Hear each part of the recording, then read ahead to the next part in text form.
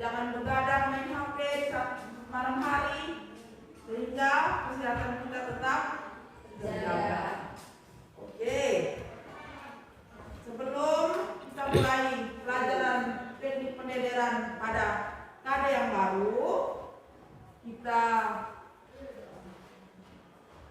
semangat dulu supaya jangan terlalu kaku. Ibu akan memberikan semangat kepada kalian supaya kita bisa memulai pelajaran kita pada hari ini. Semangat pagi! Pagi, pagi, pagi, luar biasa, tetap semangat, SMK 2, yes! Ulangi lagi sebentar ya, semangat ya! Ya. Semangat pagi! Pagi, pagi, pagi, luar biasa, tetap semangat, SMK 2, yes! Oke. Tentang kriteria pemilihan lokasi pendederan. Kriteria pemilihan lokasi pendederan. Ada yang tahu kriterianya seperti apa, Mbak Tinda? Ada itu, Nah, apa-apa? ada 3 aspek. Apa saja? Aspek teknis, aspek ekonomis, aspek sosial. Ada 3 aspek yang kita untuk memilih kriteria lokasi pendederan, lokasi budidaya pendederan. Ada 3 yaitu apa-apa? Aspek teknis, aspek ekonomis, aspek sosial. Ada 3 aspek ekonomi, sosial, dan Ekonomi, teknis. yang teknis itu seperti apa? Kemiringan, Kemiringan apa? Kemiringan tanah, kesuburan tanah, ukuran tanah, kualitas air. kualitas air. Jadi ada beberapa hal tapi kita rangkumkan menjadi 3 yaitu kemiringan tanah, kesuburan tanah, dan Kualitas air. aspek yang kedua. Aspek ekonomi, Aspek ekonomi apa-apa? dekat dengan sumber air, Dekat dengan sumber air, dekat dengan pasar, dekat dengan pasar. dekat dengan lingkungan, Saja Lingkungan hidup. lingkungan hidup, sumber daya daya alam. Nah, itu sudah kita lalui minggu lalu, semuanya masih ingat. Sekarang kita masuk di KD yang baru, yaitu tentang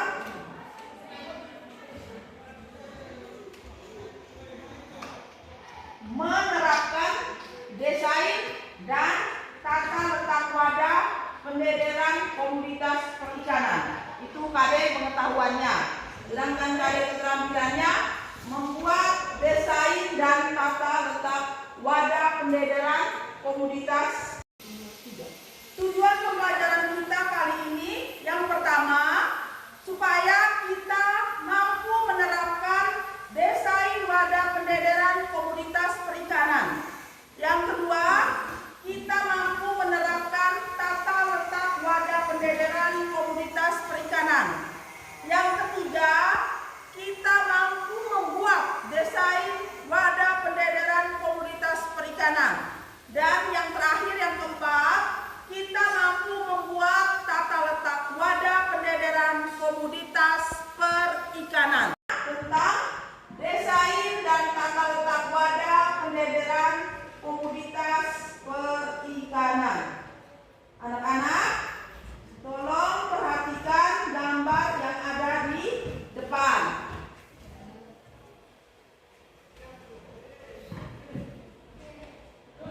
Bisa lihat ya?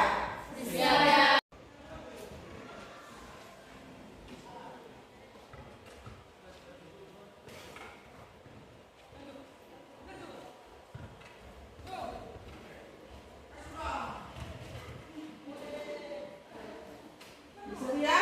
Bisa ingat ya?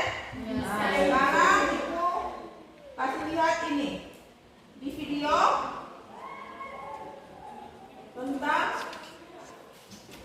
contoh desain kolam.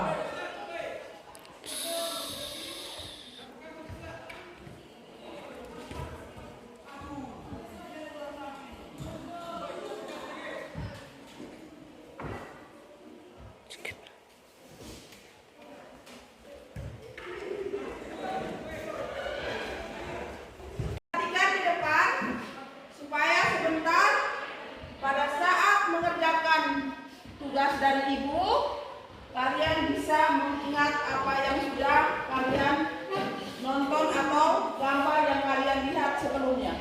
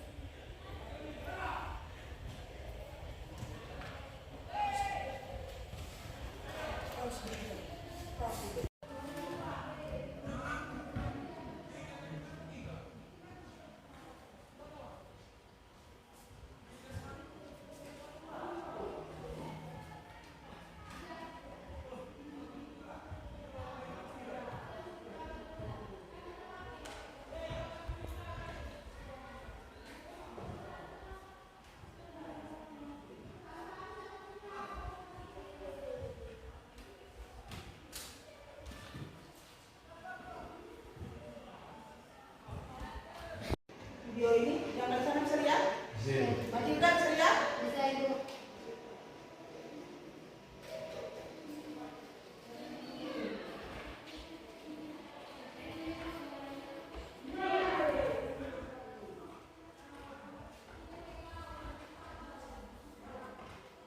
Lakukan dasar kolamnya.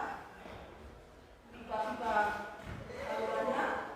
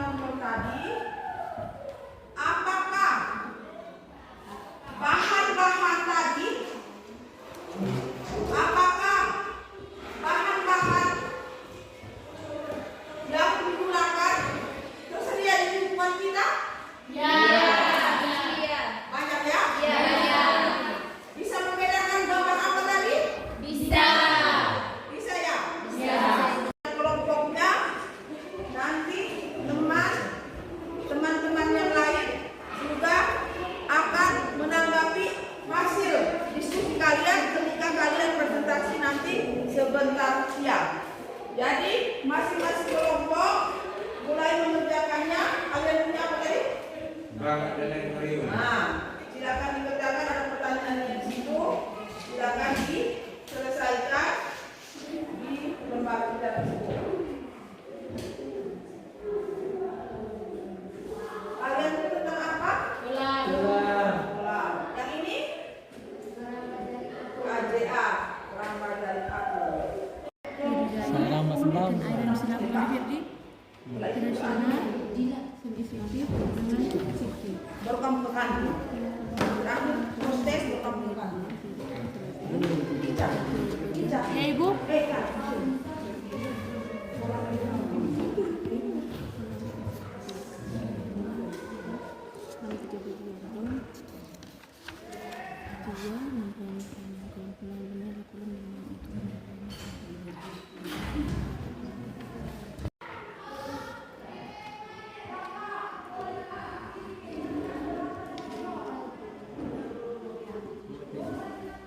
Bisa ibadah di bawah ini. Bagaimana kelompok A? Ada yang mengalami kesulitan? Ya belum. Belum? Ya belum. Nah, nanti sambil membaca materi yang di sini, ada yang bawa HP boleh, ada website yang sudah, situs yang sudah Ibu bagikan tadi, bisa dilihat di situ, bisa dari sini. Gunakan juga buku-buku yang ada di perpustakaan sehingga bisa melengkapi bahan referensi untuk mengerjakan materi diskusi ini. Ya Bu.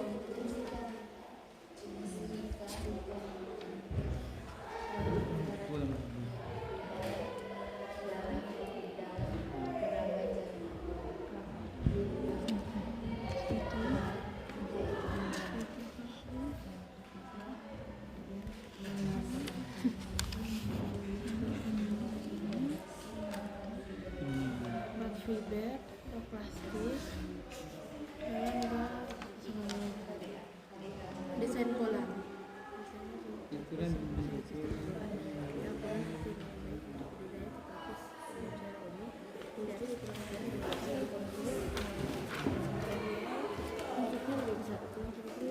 Yang disebut kolam adalah 100 meter area yang lebih kecil dari untuk apa ini sudah terinci sebenarnya sudah presentasi. Kawan yang sepatu.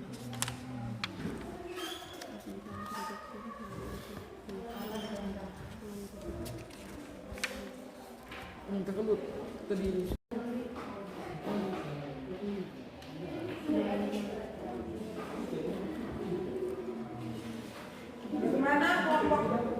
Bagaimana kelompok B? Ada yang mengalami kesulitan? Belum ya? Nah, kalau mengalami kesulitan nanti bertanya di Ibu, gunakan buku sumber yang ada, bisa juga pakai HP yang kalian bawa. Bagaimana kelompok 3? Apa mengalami kesulitan? Tidak.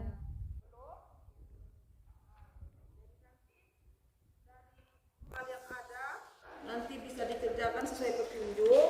Setelah itu ada yang membawa HP bisa menggunakan link yang ada di situ untuk membuka mencari referensi dalam mengerjakan tugas di kelompok 3 ini. Jika mengalami kesulitan, langsung bertanya ke Ibu. Silakan bekerja.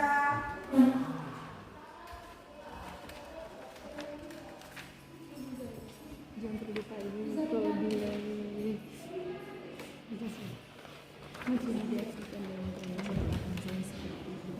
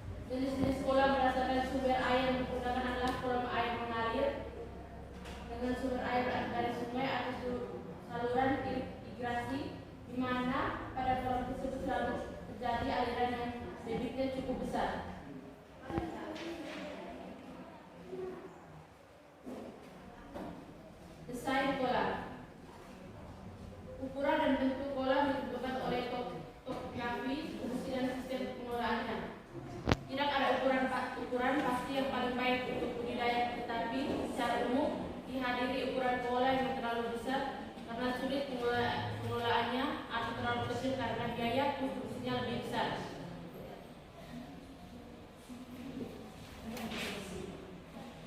Kedalaman air. Kedalaman air kolam tergantung pada jenis, fungsi, dan ukuran ikan serta sistem pengolahannya.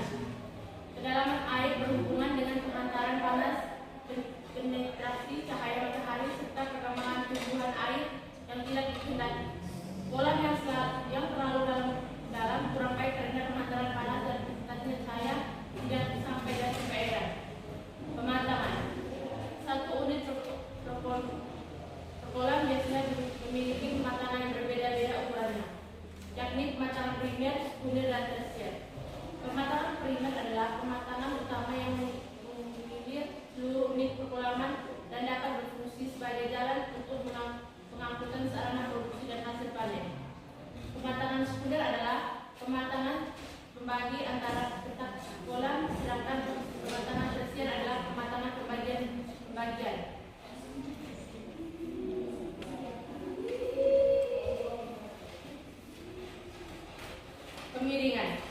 Kemiringan sistem pematangan menunjukkan rasio lebih lebar dasar terhadap tinggi pematangan.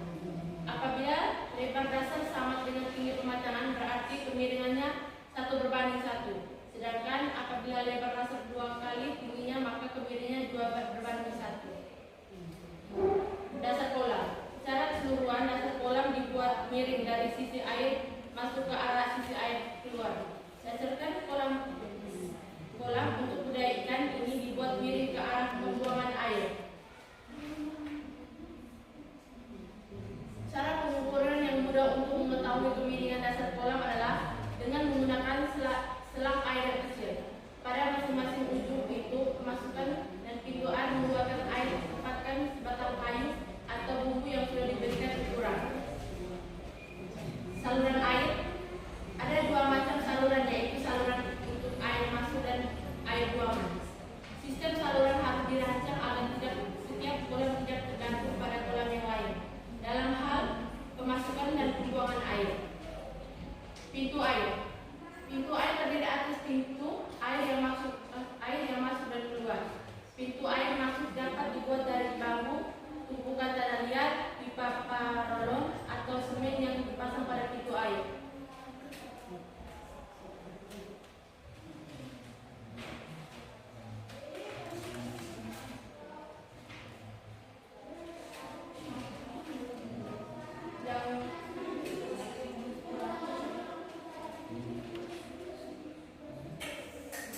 Sekian dari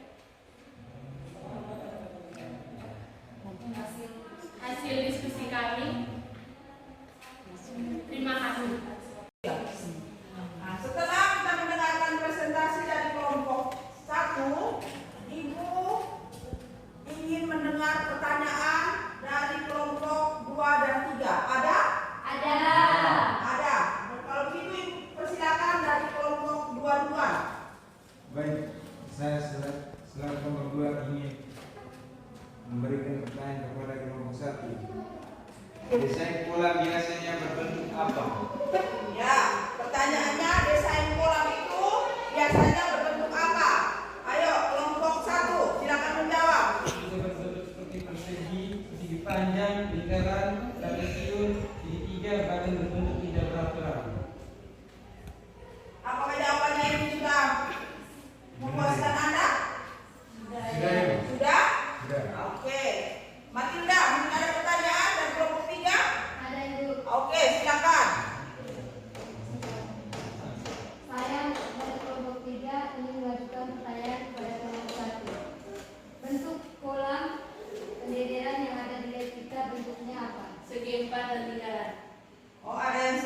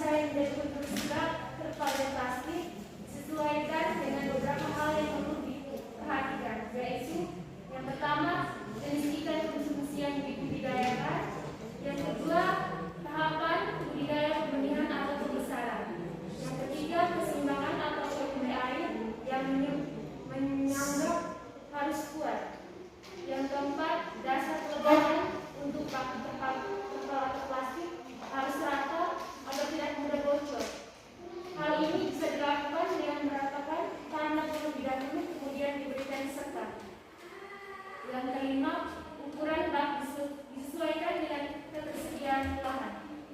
Yang keenam, distribusi air dan pengeluaran limbah produksi. Dan yang terakhir, adanya jalur panen dan akses pengelolaan ikan. Yang kedua, desain dan reproduksi akuarium.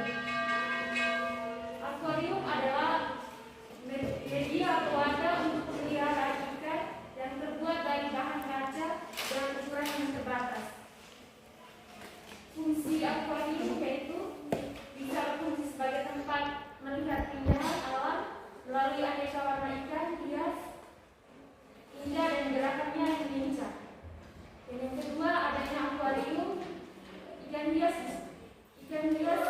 bisa berfungsi dalam penerapan pelajaran biologi. Yang berikut bentuk-bentuk akuarium. Bentuk-bentuk akuarium sebagai berikut: bentuk ikan, bentuk bulat, ada bentuk silinder, bentuk rumah-rumahan, bentuk stopless, segi 4 dan segitiga. Sekian dari kelompok kami atas hasil diskusi kami.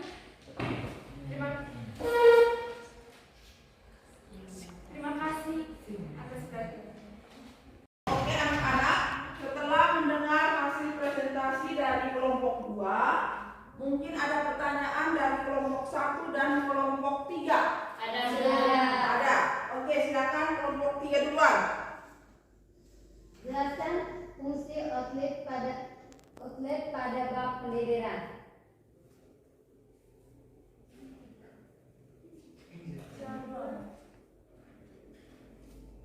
Karena benih ikan membutuhkan oksigen terlalu relatif tinggi sehingga membutuhkan kemasukan air.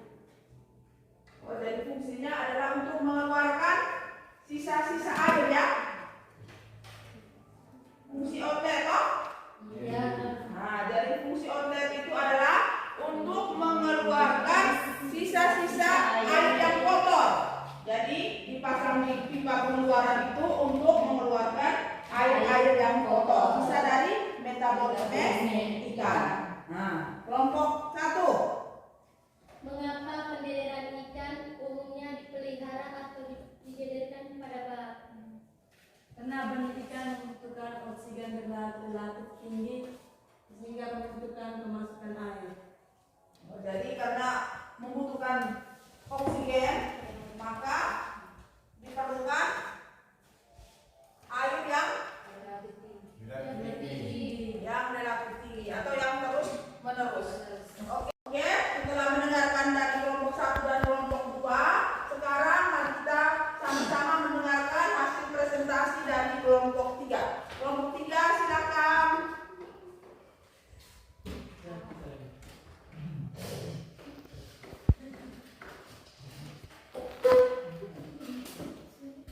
Selamat siang Ibu, selamat siang teman-teman. Selamat sih. Saya mewakili kelompok 3 ingin mempresentasikan hasil diskusi kami. Materi tentang keramba jaring apung. Keramba jaring apung adalah membesarkan ikan di dalam wadah-wadah yang diapungkan di permukaan air, di mana wadah tersebut semua sisanya diselubungi oleh material atau jaring untuk menahan ikan di dalamnya. Budidaya ikan dalam keramba jaring apung dikelompokkan sebagai usaha pemeliharaan intensif, yakni dengan pemberian pakan yang berkualitas, penggunaan benih unggul, padat penebalan tinggi, juga harus didukung oleh lingkungan yang baik, serta kemampuan pengelolaan air yang baik pula. Jenis ikan yang dapat dipelihara dalam keramba jaring apung tidak terbatas pada ikan mas atau ikan nila, tetapi hampir semua jenis ikan yang bernilai ekonomis dapat dipelihara pada wadah ini, seperti ikan lele, gurame, patin, bandeng, serta berbagai jenis ikan hias. Pemilihan lokasi. Dalam pemilihan lokasi untuk budidaya ikan dalam keramba jaring apung ada 3 kategori yang harus diperhatikan, yaitu kategori 1, perairan cukup luas dan mempunyai kedalaman minimal 10 meter. Penempatan jaringan terlindung dari pengaruh angin dan gelombang. Berpantai landai dan berada cukup jauh dari pusat kegiatan. Kategori 2, bebas dari pencemaran organik dan anorganik, suhu perairan yang optimal untuk mendukung selera makan bagi ikan berkisar antara 25 sampai 27 derajat Celcius dengan perbedaan suhu antara siang dan malam hari tidak lebih dari 5 derajat Celcius. Menerima cahaya matahari yang cukup, kecerahan yang baik untuk kelangsungan hidup ikan nila lebih dari 45 cm. Kandungan oksigen terlarut lebih dari 3 mg atau liter. Derajat keasaman atau pH berkisar antara 6,0 sampai 8,5. Bebas dari bromine tumbuhan air.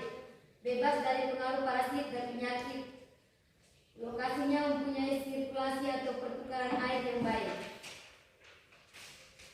Kategori 3. Aspek perizinan,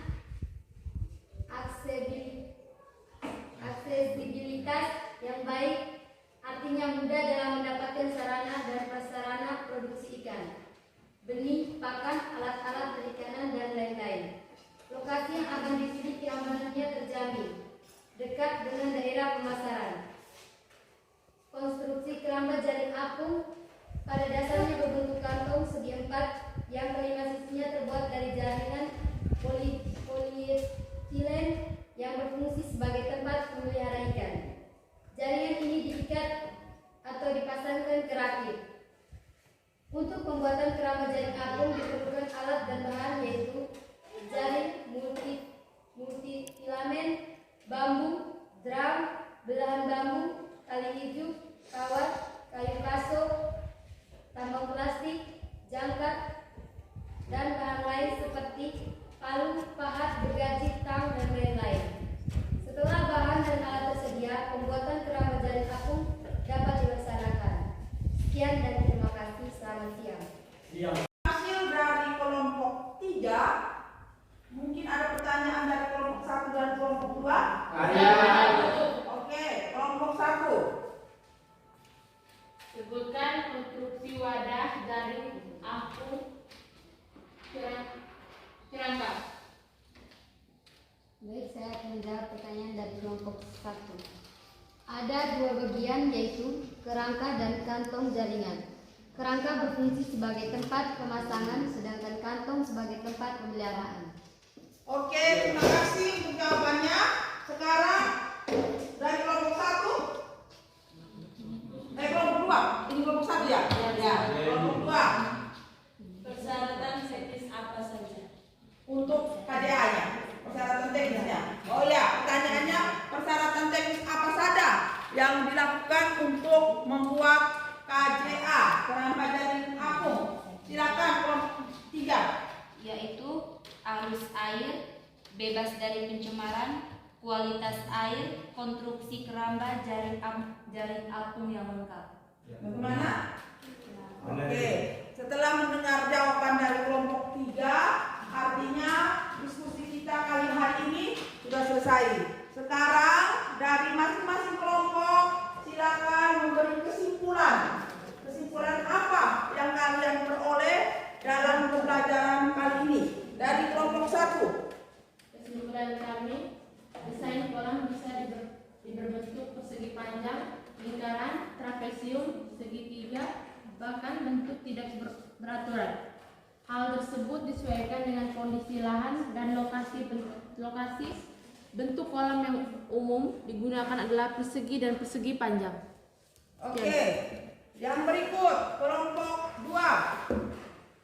Desain bak terdiri dari jenis ikan, tahapan budidaya, ukuran bak, distribusi air, adanya jalur panen dan akses, pengolahan ikan, dasar peletakan untuk bak tupai atau plastik harus rata agar tidak mudah bocor, keseimbangan antara volume air dan pengambang harus kuat. Yang kedua, desain akuarium. Bentuk akuarium yang biasa digunakan adalah bentuk segi 4, trapesium, segi 6, segi 8, elit dan botol. Setelah mengetahui bentuknya, hal yang perlu diperhatikan adalah ukuran ketebalan kaca berkisar antara 3 mm sampai 16 mm. Ukuran ketebalan kaca untuk dasar akuarium sebaiknya ditambah 1-2 mm. Semakin besar ukuran akuarium, maka semakin tebal ukuran kaca. Oke, lanjut kelompok 3. Konstruksi wadah jaring apung terdiri dari 2 bagian, yaitu kerangka dan kantong jaringan. Kerangka berfungsi sebagai tempat pemasangan kantong jaringan dan tempat lalu lalang orang memberi pakan dan panen. Kantong jaringan apung merupakan tempat pemeliharaan ikan.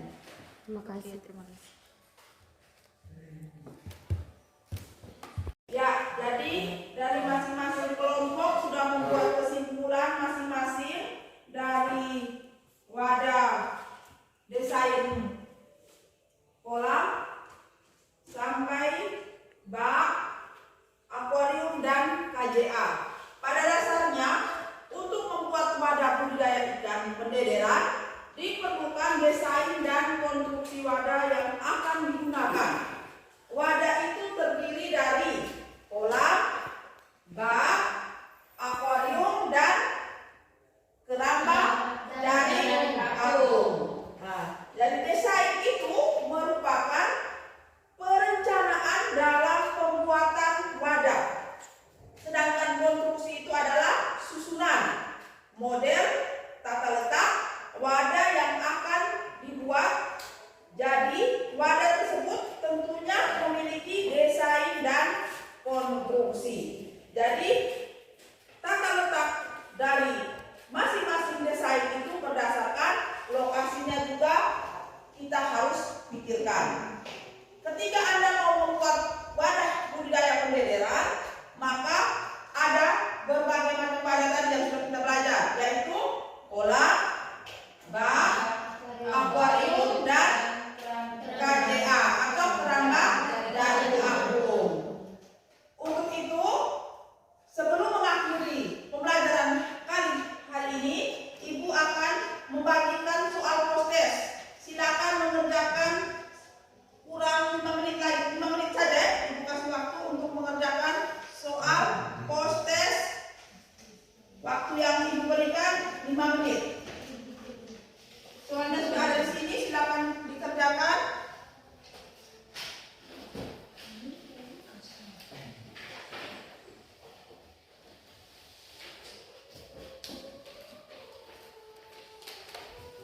Kalau sudah selesai dikerjakan, langsung dikumpulkan.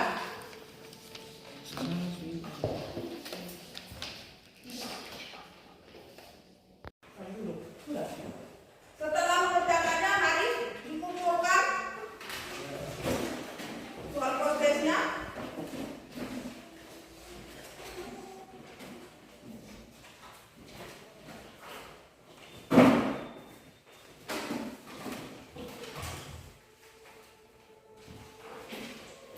Sudah menerima semua soal prosesnya.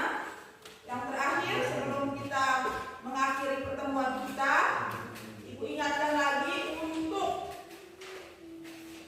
pelajaran hari ini untuk dimasukkan ke dalam buku catatan.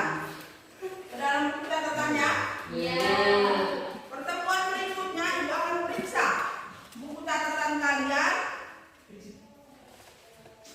dan kita akan masuk ke materi berikutnya, yaitu masih tentang KD yang sama tapi masuk di keterampilan membuat desain pendederan komunitas perikanan. Sebelum mengakhiri pertemuan hari ini, Ibu minta Baik menutupnya dengan doa. Teman-teman, Ibu Guru, marilah kita berdoa. Dalam nama Bapa, Bapa kami, yang ada di surga, dimuliakanlah namamu, datanglah kerajaanmu, berjadilah kehendakmu di atas bumi seperti di dalam surga. Berilah kami rezeki pada hari ini, dan ampunilah kesalahan kami, seperti jangan masukkan kami ke dalam pencobaan, tetapi bebaskanlah kami dari yang jahat. Amin. dalam nama Bapa,